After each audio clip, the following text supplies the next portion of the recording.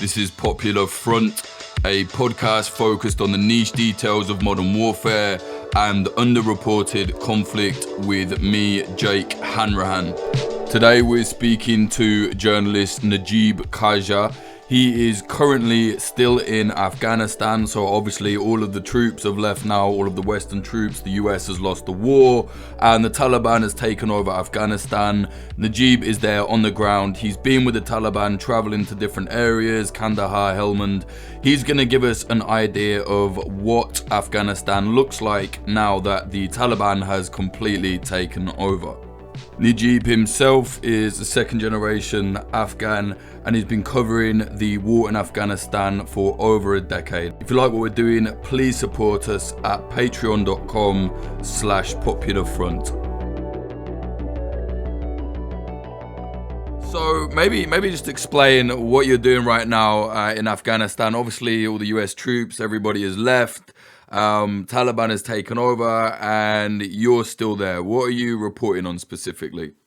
I'm actually sent by a national Danish broadcaster who wanted me to cover the transition phase. They wanted me to show which impact it will have on Afghan society, on the individuals that the Taliban is taking over. What kind of a change is it in people's lives? And at the same time, they also wanted me to follow up on some Danish projects. They wanted me to visit some of the, places where Danish soldiers they fought. They wanted me to visit some people with relations to Denmark, Danish Afghan, Danes of Afghan origin. Some of the people who were stuck here. So it's the thread is, the Danish angle, but it's also a general story about what is happening in Afghanistan right now. It's historical. It's the end of the longest war in modern time. Maybe you can correct me. Yeah, no, it's definitely one of the longest running ones.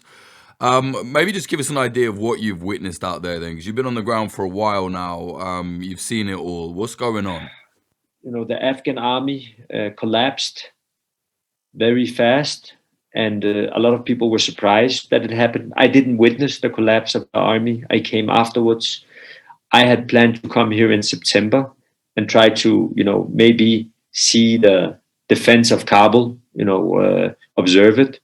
But there were no. It ended with not being any defense, of Kabul.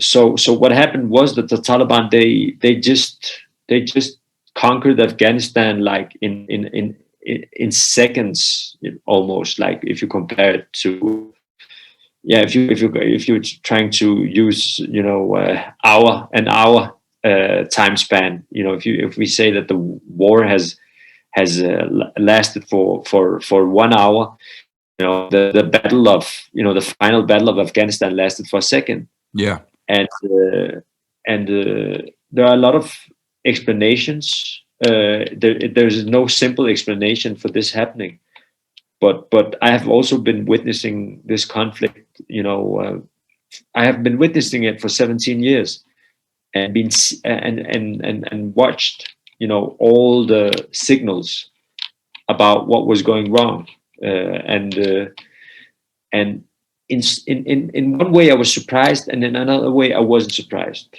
I was surprised that the ANA didn't have the capacity that I thought they had, but at the same time, there had been a lot of warning signals, because the ANA had no support, ammunition support. They were organized in a way that they were 100% dependent on American aerial strikes, on American support, logistical support. So they built up an army. First of all, that was betrayed by its own government, who didn't support it with ammunition, didn't support it with salaries, with food. A lot of the soldiers were starving on the front line. They were basically let down by their generals and their own government. And at the same time, it was disorganized army. So in that, if you look at it from that perspective, it makes sense that it collapsed that fast. And another thing is also that you you have a lot of rural areas in Afghanistan where people they're fed up with the government. They don't love the Taliban, but they definitely don't love the Taliban. The majority of them. There's a minority in rural Afghanistan who's active supporters of the Taliban. But then you have a majority who look in the rural Afghanistan, who look at Taliban as a lesser evil than the government, because they've experienced like battles, they experienced mines, they experienced assassinations because people are accused of being spies by either parties. They've experienced corrupt police chiefs who rapes, with the police corps, rapes people, steals, kidnaps. They've experienced aerial bombings. All these things, they're not happening in Kabul. They're not happening in Mazar. They're happening in the villages. In Kabul, they experienced suicide bombings from the Taliban. They also experienced assassinations.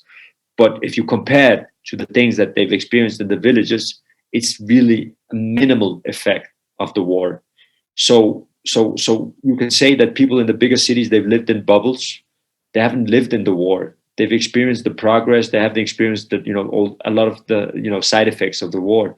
So in that way, the people in the villages in the rural Afghanistan lost faith in the government, and that's why it's been really easy for the Taliban to take power. To take so much land so fast.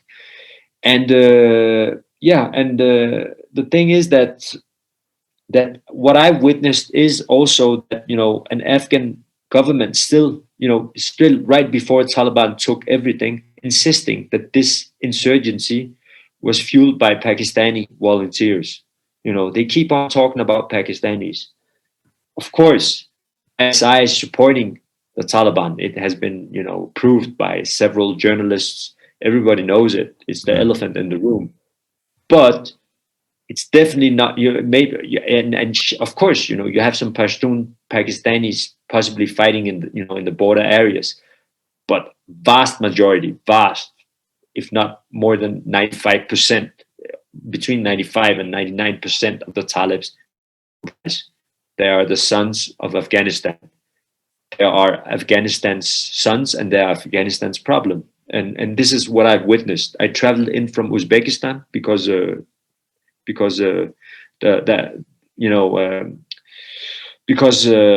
airspace was shut by the Americans because they started evacuating people and making a corridor, aerial corridor from Kabul to different countries.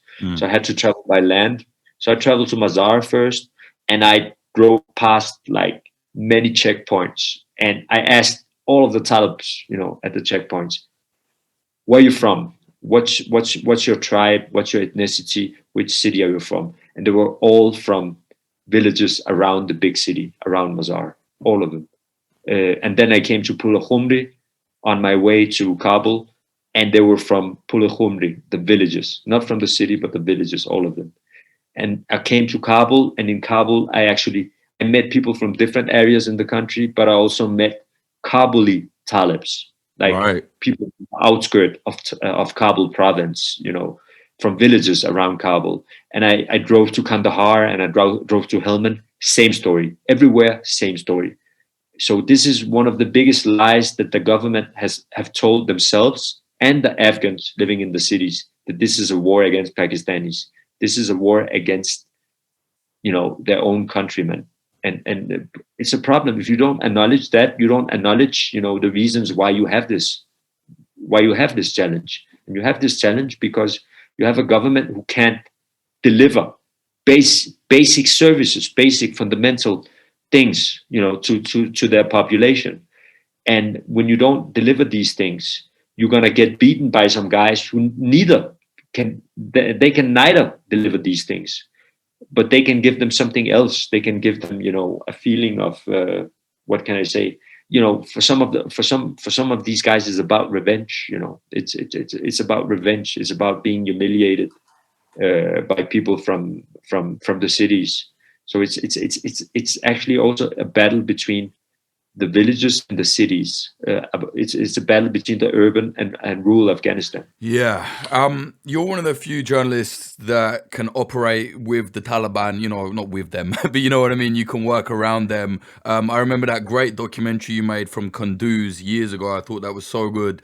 You're back there now. I know you've been to Kandahar, like you said, you've been talking to the Taliban. What's the situation? What are they saying to you, and what are you observing whilst with them? What they're saying, when you talk to the Taliban, most of them, you get like, some of the cliches always by them, and it's not just cliches, it's also truth, because they're religious, and and and they're religious in the Taliban way. So they say they do the jihad, they fight against the government because they're infidels, they fight, the foreigners because they're infidel, you know, etc., etc. Mm. But when you hang out with them a little bit, you get kind of under their skin. You get to know the story behind it, and why why they joined the Taliban. For some of them, it is stereotypical stories. They went to a madrasa.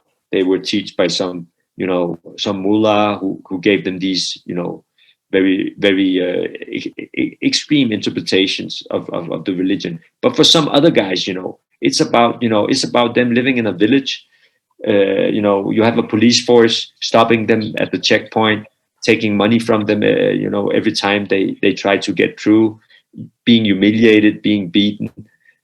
For others, it's about a house that has been bombed by either Afghan or American airplanes. Mm. So you have this chain of you have this you have this what do we call it, potential.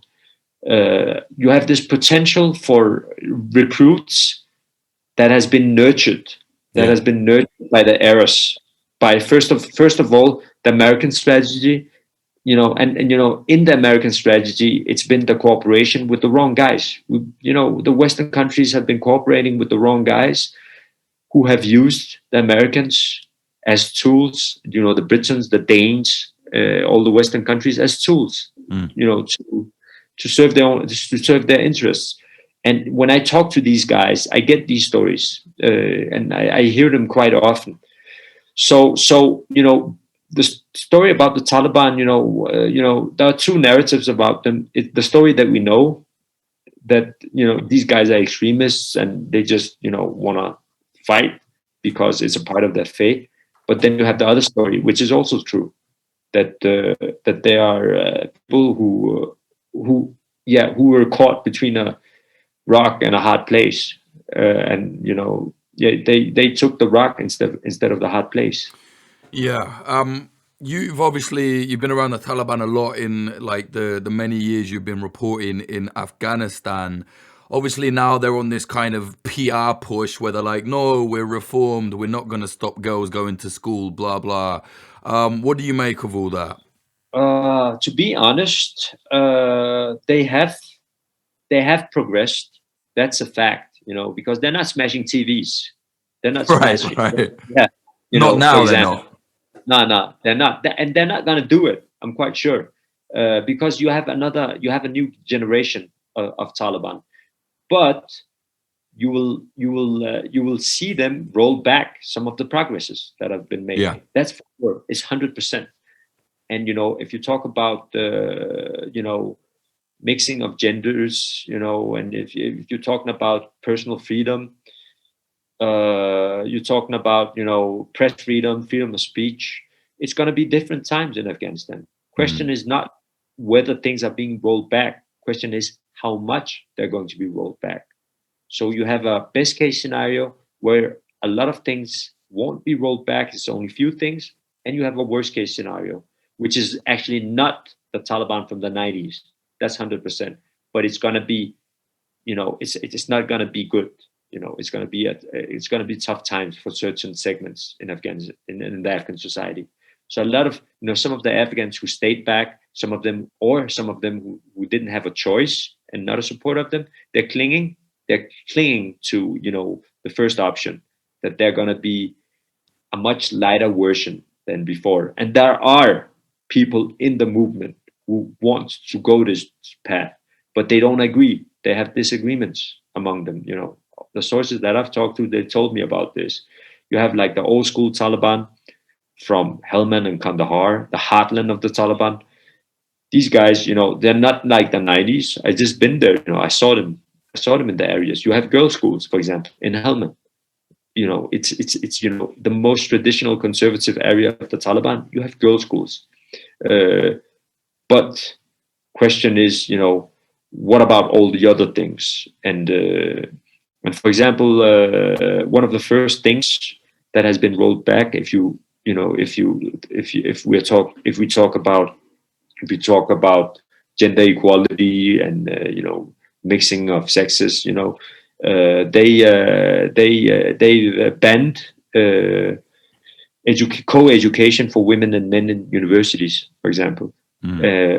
And everybody's waiting for what they're going to say about work now, because I spoke to a couple of female journalists, and they're not working right now because the Taliban, they're trying to find out how women and men, they can work within an Islamic framework. And the reason why they haven't said anything about it is because, from what I'm hearing and what I see, is they're disagreeing about a lot of things. So they would rather say nothing than start, you know, showing their disagreements. So there's a lot of things, you know, that are unsure right now. So it's going to be bad, but maybe not as bad as it was. Yes. Yeah. Kind of a grim estimate, though. Still. Yeah, it is.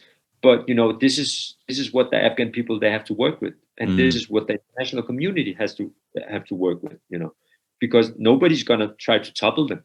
You know, that's for sure. Nobody, you know, no Western country, and you know, forget about China and Russia. You know, they just, you know, they have their own way of doing international politics. You know, they have really warm relations right now. Yeah. Well, China's trying to basically. I think China has already basically accepted the Taliban, right? They want to do kind of diplomacy with them. Yes, they are. They are. I think, you know, best case scenario for Afghanistan right now is if, you know, Afghanistan is a Sunni Muslim country. It's not a Shia Muslim. But if Afghanistan could resemble Iran, you know, and not Saudi Arabia, Iran and not Saudi Arabia, it would be a success, you know. That's my analysis of it, because Iran is a country. It's you know, they have an Islamist rule. It's a theocracy, but at the same time, it's very progressive compared to, for example, Saudi Arabia. And at the same time, it's a country with a lot of educated people, and you know, you have a lot of educated women, despite of the country being, you know, having so many religious rules, and they have a good infrastructure. So it, you know, in a country where you have a room for art, you have a lot of censorship, you have a lot of challenges. You have, of course, that's why we have political refugees coming from Iran, you know, for so many years. But it's much better than Saudi Arabia still. So we have to, like, you know, we have to look at, you know, the art of you know, what is possible, the art of the, you know, possibilities, what is possible and what is not possible. And these are, like, you know, I would say the spectrum that we're working within. And I think personally, this is like very subjective analysis from my point of view right now. Is I think that if the international community starts sanctioning them, they wouldn't give a damn, because most of these guys, they've been living in deserts and mountains, and you know, they haven't had luxury, and they're like, okay, we've been living like this, you know, it's just business as usual, whatever. It's gonna be difficult for the Afghan people, for the population. So I think the international community should give the Taliban the opportunity to interact with them. They should start maybe trading relations, you know, do the things that they do with other countries, and give them something they can lose. Because if they start rolling back a lot of the things, they can threaten to take the things away, because it's much easier you know, it's much more efficient to take something from somebody who have tasted it than, you know, tell people who haven't tasted something to tell them they're not going to get it, you know. Yeah, no, I hear what you're saying. I think you're right in terms of like strategically, just for the sake of the people of Afghanistan, it's like at least do something to make it easier for them, right? It's like, you know, if you have to drink poison, you want the sweetest one. You know what I'm saying? It's a mad situation. What I'm really interested in is you went to Kandahar recently, right? I think you were the first journalist to get there under like the Taliban rule of Kandahar. Obviously, there was a massive US base there, and now they've kind of lost it all. You know, Taliban are in control. What was that like? Yeah, I was actually I had a layover in Kandahar, and then I went to Helmand. I spent a lot of time. Not a lot, but I spent 3 days in Helmand. I was in Kandahar for one night, a half day, and it was really surprising the way that it was, because what I witnessed was that they were very disciplined, the Taliban fighters there. You know, if you know, we've been talking about the PR machine, and you know, all the checkpoints, they saw my camera driving around, and they were just like, "Are you a journalist? Okay, fine, no problem." They hardly asked. Some of them asked where I was from, and I said I Mm, was from Denmark, and they were right. like, "Yeah, right, you can just go." So strict orders from the top, not to harass journalists. But of course, you have exceptions, you know, of people. Like, for example, the strict orders of not taking, you know, avoiding vengeance. You still have people running around, you know, mostly in the remote areas, taking revenge, killing people, going after former government employees. These things are happening, but but it's, you know, the leadership, they don't want it to happen, you know. The question is whether the leadership will continue to have this stance. We don't know that. Some people think they won't, some people think they will, but truth is that there are elements in the movement that they don't have control over. It has been proven many times. I've seen it here too, with, you know, close to the airport, where I had a small what can I call it, a clash with the Talib, and a lot of other journalists too. Despite What of, you know, happened? what happened was that I was actually whipped by a Talib guard because I was filming close to the airport. Whipped? Yeah, Fucking hell. yeah, with a leather whip. Jesus Christ. Yeah.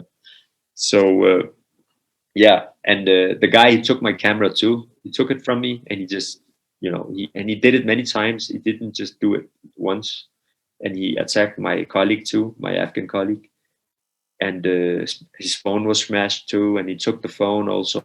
But we eventually we went to the press office and to Zabiullah Mujahid, and he actually took care of it. He gave a letter, and where it said that the commander had to find the guy so we could get our camera back and discipline the guy who did it to us. Mm. So that was an example, a proof that some of the guys on the ground, they're doing the stuff, they're doing what they're doing. So you got the camera back, right? Got it back. Wow, from the Taliban. That's interesting. Yeah, I got an apology also from the guy. You know, I was standing and shouting at him, you know, Mm. because I felt quite empowered with that letter. I guess the thing is though, like you said, I think as well, the way I look at the Taliban is the way I look at Afghanistan. It's not, you know, for someone like me in the West, we think of like, oh, a country, there's the borders and that's the country. Obviously, Afghanistan is not like that. There are many different regions with all different ethnicities, different languages, different beliefs. There are parts of it that are just, you know, out of government control and always have been. When I look at the Taliban, I think that like, well, there are parts of it that are like that too, right? So we're talking about, okay, that happened in Kabul, but in these more rural areas, like you said, there have been killings. Like, surely that can spin out of control very quickly. Yeah, yeah, it can. And you know, this is not about the Taliban. This is just about Afghanistan, Yeah. because Before you had the government, and in the remote areas it was the police, it was the ANA elements in the police, elements in ANA who were doing the same things in these Yeah. areas. So it's like people are like, whoa, the Taliban, they killed 8 people, or the Taliban, they took revenge in that area. Hey, the police and the the security forces, the Afghan forces, the different elements of the the Afghan the Afghan national army, they've done that stuff too. It's something that all militant actors in Afghanistan they're doing. And the ANA, generals, they don't want their soldiers. They didn't want their soldiers to walk around and kill people. Yeah. And Yeah. the police generals, because they call them generals here too, they didn't want their soldiers to do these things. But some of them were doing it. So it's really important sometimes to look at it, from from a wider perspective. Look at Afghan society Mm. instead of like saying, okay, this is how they are. This is a certain thing that they are doing. Because you can criticize the Taliban or you can criticize the police for specific things that they're doing, but then there are some general things also. For example, with the Afghan police, a lot of them, they were they were drug addicts, Yeah. criminals. They were like gangster, they were gangsters. Some of these groups, gangs, literally gangs that were supported by the Afghan government and got aerial support from from us, the West. Yeah. And there was this culture of abusing boys too, pedophilia in the police. It has been proven many times. Mm-hmm. I'm actually working on a documentary right now also, with a certain case. Well, we're following a certain case, happening in a geographical area in Helmand. Jeez. And yeah, so these things were very specific for Afghan police. And then, of course, you have some issues also which are specific for the Taliban. But revenge and killings done in remote areas, it's a general Afghan thing. I'm sorry to say. No. Do you know what? It really gives you context to it. It's like, yeah, this has been happening. You know what I mean? It's really sad that people have to live with that, though. I've been hearing some talk about, oh, there's resistance, the Northern Alliance is back, and then in Panjshir. What's actually happening with that? Because from what I looked at, it didn't actually seem to be that much is happening. But then other people I speak to are saying, no, there's a big resistance to the Taliban. You just don't hear about it. What do you make of all that? Yeah, there is actually a battle going on now in Panjshir. In the Yeah. beginning, it was just talk. Nothing was happening. A lot of negotiation. But now, I have several sources telling me that, telling me and my Afghan colleague, that I'm working with, that you have battles there. There's also footage of the battle now, and I don't really know. There are some contradictory stories about how's it going. Some people are saying that the Panjshiris, they pushed the Talibs away, and others are saying that and the Talibs are saying that they pushed them and took a lot of checkpoints from them. But the fighting is going on, and the question is how strong they are in Panjshir. It's really difficult to say because some of the special forces, they went to Panjshir too and took a lot of weapons with them, and vehicles, and they and joined Ahmad Massoud. So how many are they? Are they bluffing? Are they really around 8,000 or something like that, like they're saying, or are they much less? It's really hard to say. But maybe just explain who Massoud is for our listeners that don't know. Ahmad Massoud is the son of Ahmad Shah Massoud, who's a very famous warlord in Afghanistan. He was fighting against the Soviet Union, and he was one of the most successful commanders on the battlefield. And he was called the Lion of Panjshir. Panjshir is the area. If you translate Panjshir, it means 5 lions. It's a legend about 5 guys who were like fighting off a big army. Mm. And the people there, they're really trying to live up to this myth. It's a really harsh terrain. It's a mountainous area, and it was the only area that the Taliban didn't take when they were in power in the 90s. It was actually they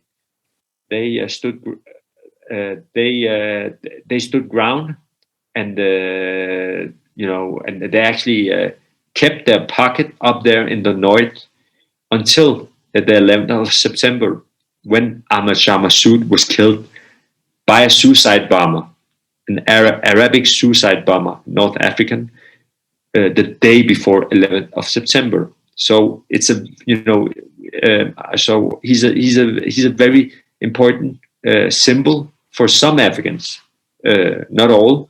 There are people who are like who worship him, and because they think he was one of the most progressive guys, and he was the guy who was fighting for the freedom of Afghanistan. And then you have other people, the rest of the population, which are mainly Pashtuns.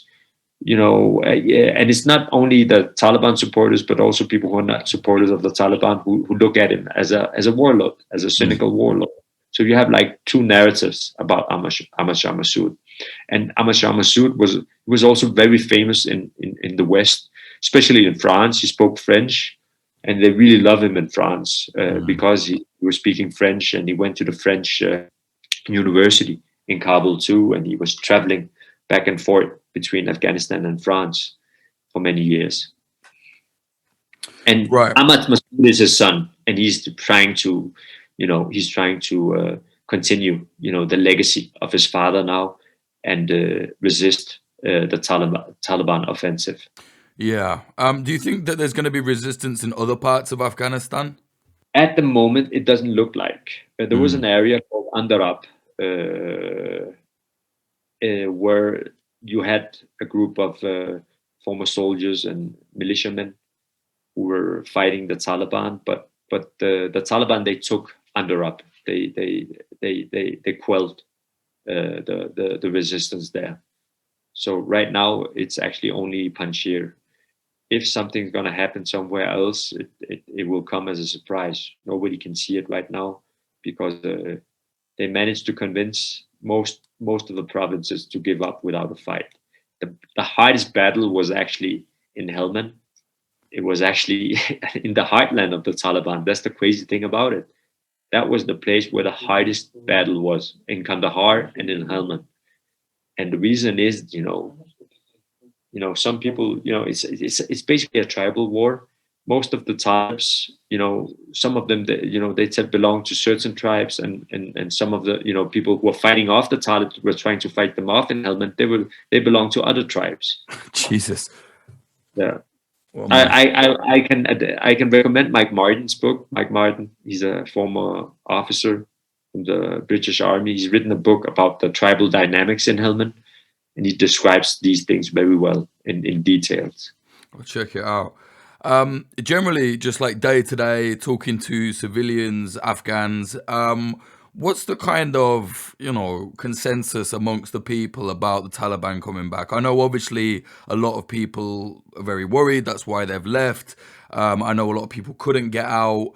But generally, what are the people saying? Are they worried? Do they think they've really changed? What's going on? I can't give you a very simple answer. It's a complicated answer. In the cities, people are in general very worried. In the cities, they're scared, because they're afraid of some of the good things that have also happened in Afghanistan. It's not, people are looking at Afghanistan for the past 20 years as a big failure. Military strategically, it is a failure. And if you look at the amounts of money that have been spent in Afghanistan, and the corruption and all these things, it is a failure. If you look at how people in the rural areas and the poor part of the population have been treated, it is a big disaster. But for certain groups in Afghanistan, there has been a growing middle class. Women, they managed to get more rights. Yeah. Personal freedom has been bigger, became bigger until the Taliban came, and the press freedom was one of the best things that happened in Afghanistan, because as Afghanistan despite of the war, despite of all things that happened, the press freedom was much wider in Afghanistan than Iran, for example. And I think it's more than Pakistan also, and definitely more than the Central Asian countries, all their neighbors. So that's like the positive stories, and these are the things that people are scared of losing, and that's why you see this of journalists, creative, the creative segments, the artists, people working with, with humanistic subjects. Yeah. And so for them, it's really hard. And of course, the 50% of the country who are women, they're not, they're not celebrating, of course. So, and then you have the other side of the story. You have the people living in rural areas, a big minority, not a majority, but a big minority of rural Afghans. They prefer the Taliban because they're religious, they're conservative, and Taliban coming doesn't change that much in their lives. And then you have a majority of the rural Afghans.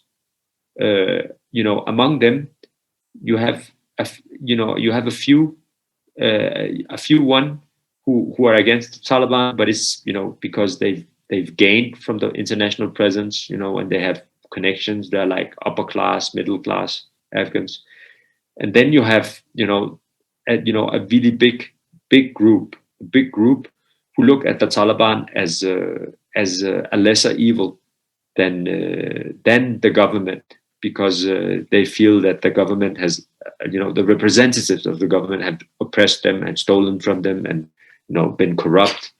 So they prefer them, not because they think they can give them a lot of things, but because they've suffered much more under the other. So it's a very complicated answer, and it's really difficult to tell this in news stories. There's no space for it. No, which is why I'm glad we've got a chance to speak, man, because it is a very complicated place, and there's a lot of very harsh realities that I think people don't want to accept over here in the West as well, about Afghanistan, about the war.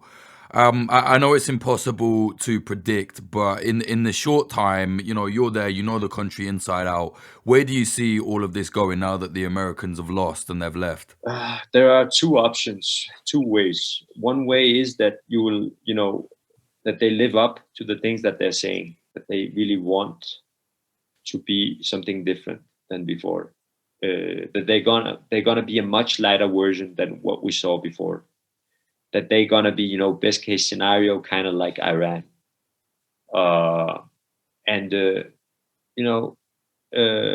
In some ways, it would be good for the Sunni Muslim world also, because if you look at it, for example, Iran is a geopolitical problem for some of the Western countries because of, they have a rivalry with them.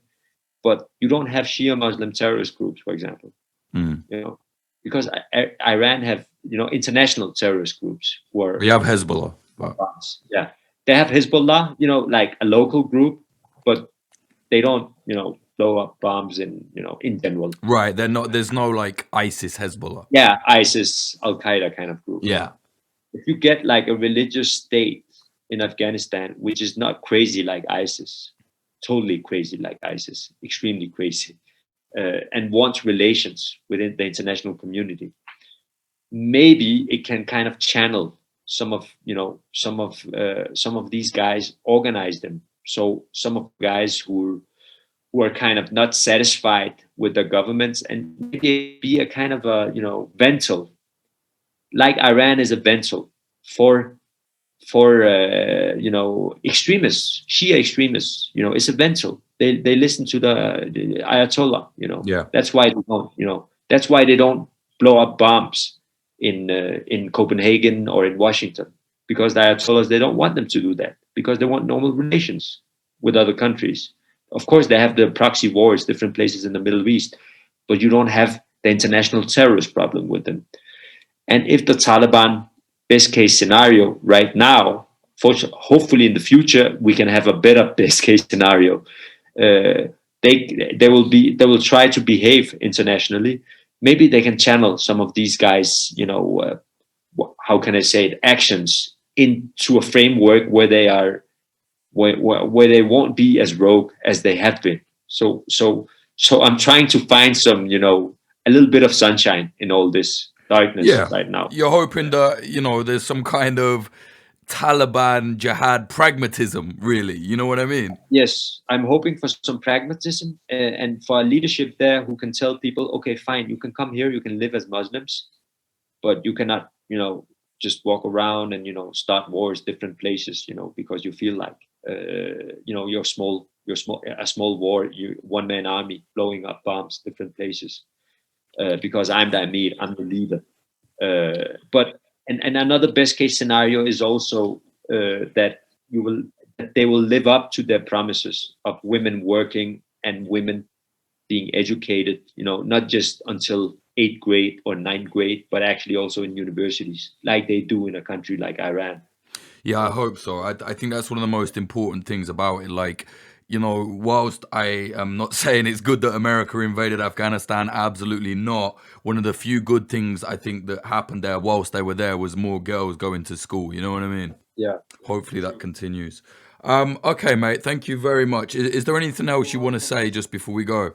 I'm sorry for my very dystopic predictions. No, mate. I much prefer people being honest. There's so much of this, especially in like Western news, of this thing of like trying to sugarcoat it, and it's like, no, this is the reality now. So I really appreciate your insight on this. Where can people find your work if they want to look you up? I have on my Twitter. Yeah. My Twitter account, it's Nagieb K. I have like a playlist on YouTube. I have a link on my Twitter account, and it's not all of my documentaries, but a lot of them are there if people click on the link. Cool. And it's the Twitter is twitter.com/NAGIEBK for anyone that wants to look it up. Yeah. Brilliant. Thank you very much, mate. Stay in touch. Thanks for having me, Jake.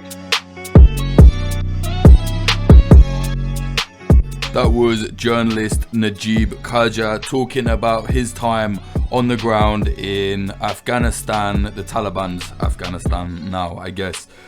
Very interesting, a great journalist. I first met Nagieb when I worked at Vice years ago now. He made this amazing documentary where basically he was embedded with the Taliban as they took over Kunduz. Obviously back then the Taliban was still fighting for control from the Afghan National Army and Western troops. He's a great journalist. Definitely check him out, look him up, follow him on Twitter, watch his documentaries, all of that. Nagieb Khaja. If you like what we're doing here at Popular Front and you want to support us and get more, go to patreon.com/popularfront, or you can go to popularfront.co/support. This episode was sponsored by Oracle Coffee Shop in Portland, Oregon, USA. They're an independent coffee business selling only fair trade products. See them at 3875 South West Bond Avenue 97239.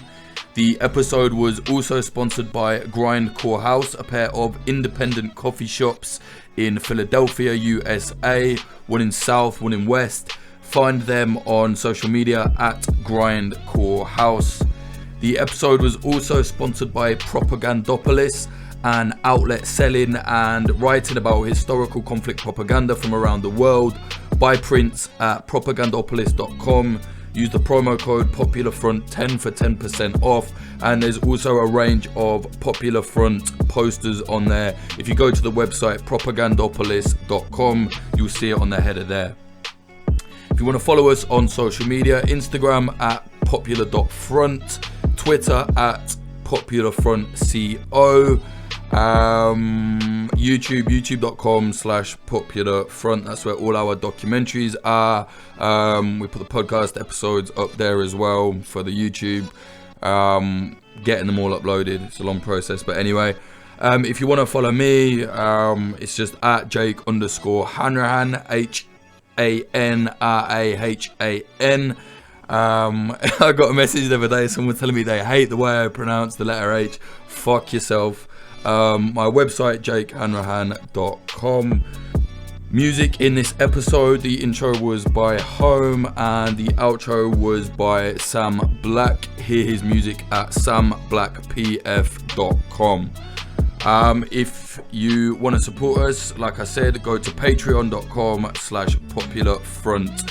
Thank you to the higher tier Patreons. They are Elise Middlefat, Jess Lewis, David McManus, Joachim Williamson Holt, Yidoy Travis, sorry if I've pronounced that wrong, Tom Petrie, James Lyons, Kate, Lisa Milgram, Bradley Davies, Brendan Crave, Pete Hesher, RX, A. Nicole, Travis Lieberman, Cherry, Ben Marshall, Dallas Dunn, LD50 Seattle, MJ, Meredith Waters, Bethany Swoveland, Adam H, Larson 8669, Karante, Bjorn Kirsten, Diamondstein, Michael O'Connor, Zach Picard, Todd Cravens, Nicholas Butter, Ron Swanson, JD, Jav, Ian Froese, James Cully,